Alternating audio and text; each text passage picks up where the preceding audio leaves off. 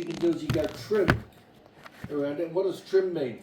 It means if you've got spaces on both sides, it just chops them off and gives you it gives you the actual, only the, if you've got a space in front or behind, it chops those spaces off. So you go trim, and this one you can go trim as well. It's not absolutely compulsory, but okay. So you can see you've got, it updates it, right? Now, the thing is, you've also got number of sections together, right? So your width is going to be increased depending on your number of sections put together, right? So you might have a, if you've got one section, what if you put two of them together? Or three of them together?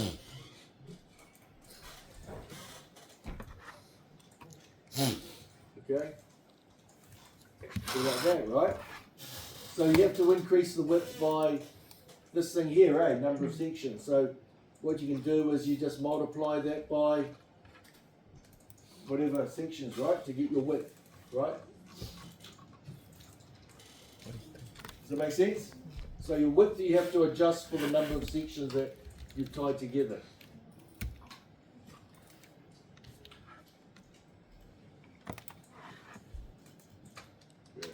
So there's an equation.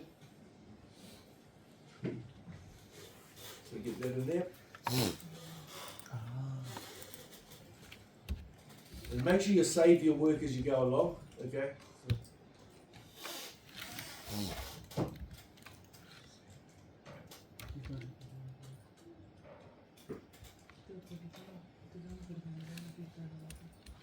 Okay, so once you've done that,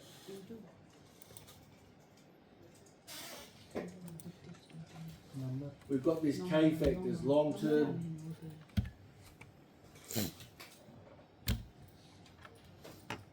medium term, okay.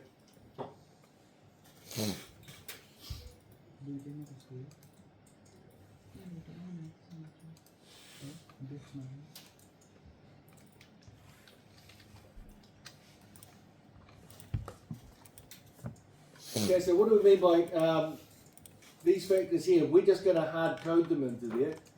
Okay, so let's go back to our PowerPoint. When you, we've got this thing called the duration of loading factor. When you load timber up, you have to adjust it for how long it's been loaded, because unlike steel, the longer you load something, timber is an organic property, an organic structural member. So the longer you load it, the weaker it gets, right? So you've got this factor called K1, okay? The loading duration of load factor. And we're just going to go, there's one for point, we're going to check for permanent case and for medium case, right? So we've got a value of 0.6 for the permanent and 0.8 for the medium. So let's go back there. So we're just going to type those in, 0.6 and 0.8.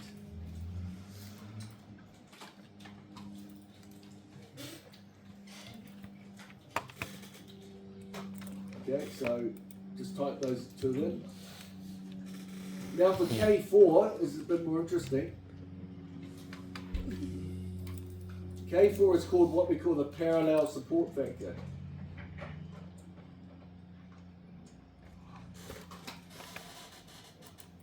Okay, with timber, because it's such a variable material, if you have only one piece, there's a good chance that one piece of timber will not be close to the median strength, right? Because you've got to, I'll just explain, give you a bit of background.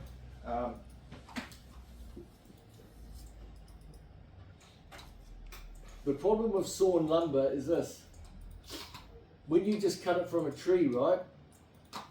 And say any property you're talking about, right? Say if you've got strength, right? It doesn't have to be, let's just say a bending strength. What you have is something, a normal, say this says that's a normally distributed, right? You've got a normal distribution of bending strength, right? And with the normal distribution, you've got the mean strength there. Have you seen the normal distribution before for mass? You guys are covered in maths? Yeah, okay. So, if you have timber, sawn lumber, it's very wide. The standard deviation is very wide. Say if it was steel, right? Okay, it's obviously going to be a lot stronger, so we can't really put them on the same page. But with steel, right, on the same figure, sorry, but if you had steel, it wouldn't be like this so much. It would be, because steel is something that's manufactured to a very high standard, right? And you've got controls. The standard deviation and actual strength might be like this. It might be very narrow, right? So with timber, if you look at your lowest 5 percentile, that's the 5 percentile strength, right? This is 5% of the area, and this is 5% of the area here. With timber, your 5 percentile strength is going to be considerably weaker than your median strength, your mean strength, right? Because it's so variable, right? The wider the distribution, the more variable the timber is. With this one here, so if steel, because it's manufactured, your 5 percentile strength is probably really close to your median, right? Your mean, right? Okay. So what does that mean? Well, in timber, what it means is that we waste a lot of material, right? Because we have to assume that if we get a piece of timber, we say the strength is actually here, right? Right? Even though that means we waste, most of the time it'll actually be stronger than what we consider the strength to be, right?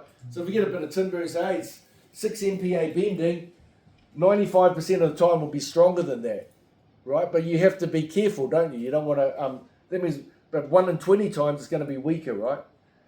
So what we want to do is, the closer the strength, the closer we can get to the median, the mean, the better, isn't it? Because that means you get less wastage. Does that make sense?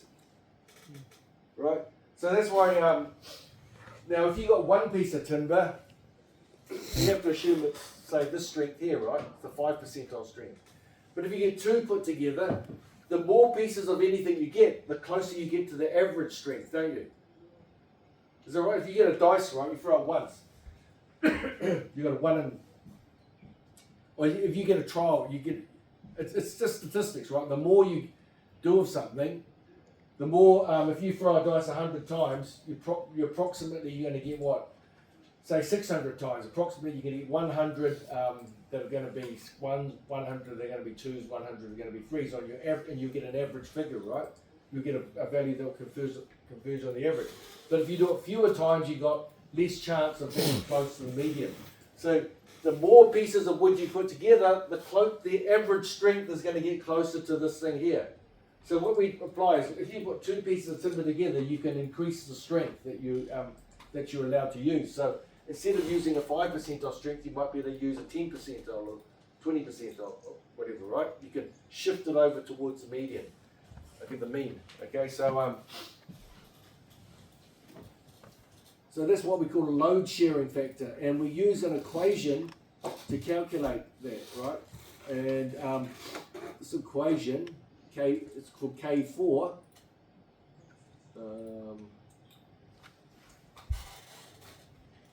Okay, so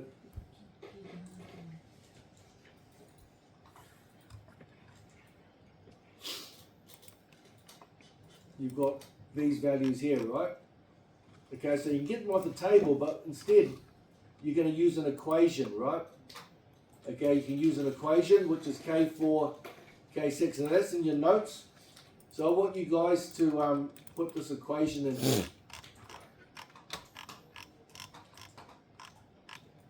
I'll just copy it there. So that's in the notes for K4.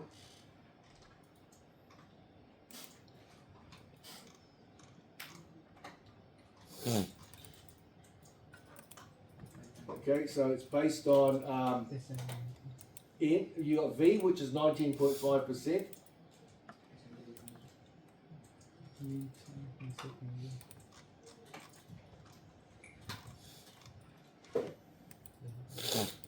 Okay, so I want you guys to see, you've got N, which is the number of elements put together, so this is your N there. So I want you to put the equation in K4, okay? So use 0.195 for V, and you know what N is, so you get a value for K4. Do you guys do that?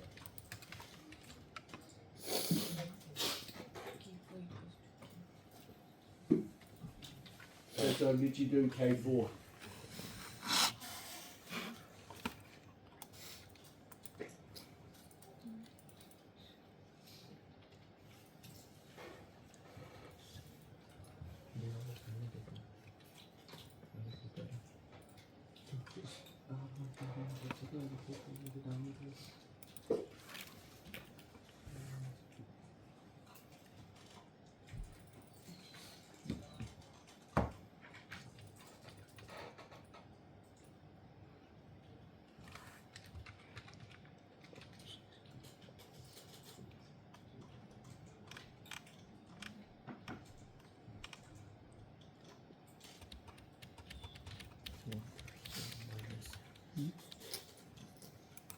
Do you know how to type in the formula?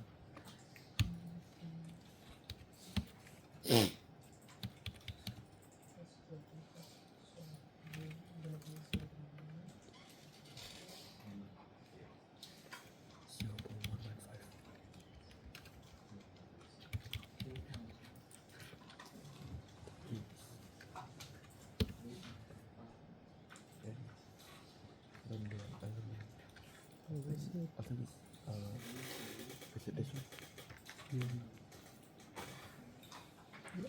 Might be. 4.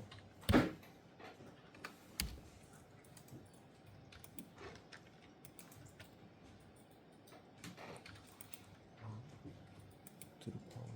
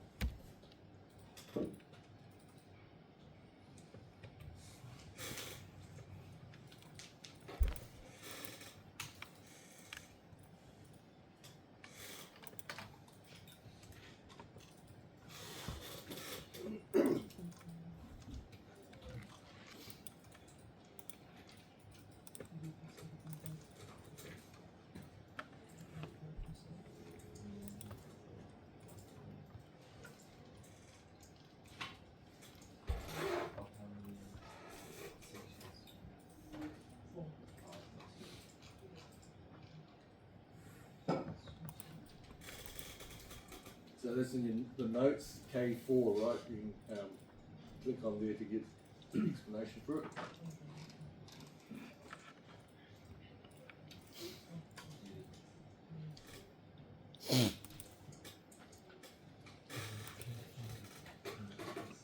Check what is the refund.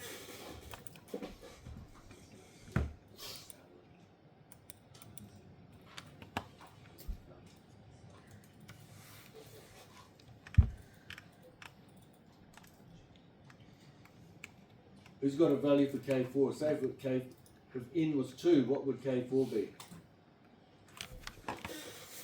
You managed to calculate it? 1.13. Yeah. Good, so it goes.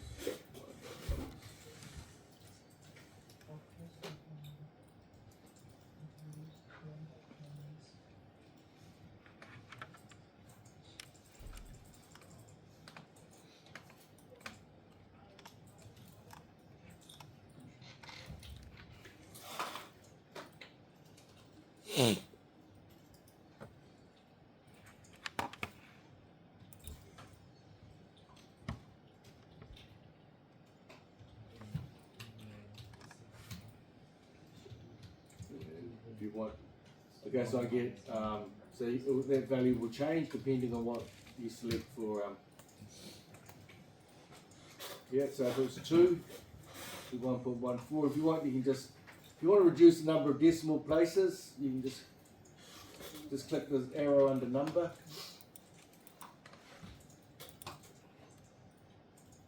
Okay, it's not compulsory, but it's up to you. So now you can see if you change the number of n, you get a different value for K4, which gets bigger and bigger, right?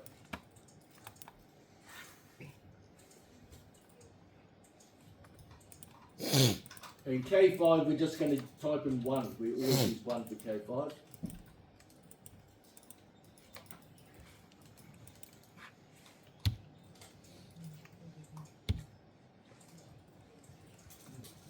Okay, I want you guys to do D over B now. You should be able to do that. LAY over B, you should be able to do that. Those are ratios. Now, how do you get your S1, your stability factor? Always 1. Okay. Your slenderness ratio is from here. Slenderness coefficient is this thing B here. over B. Okay. So, okay, so you should be able to do, you've got K4 now. For K5, just type in 1. We're just going to always use 1. D over B, you should be able to do the formula for that. LAY over B, you should be able to do that. And then I want you to do S1 from this equation. Okay.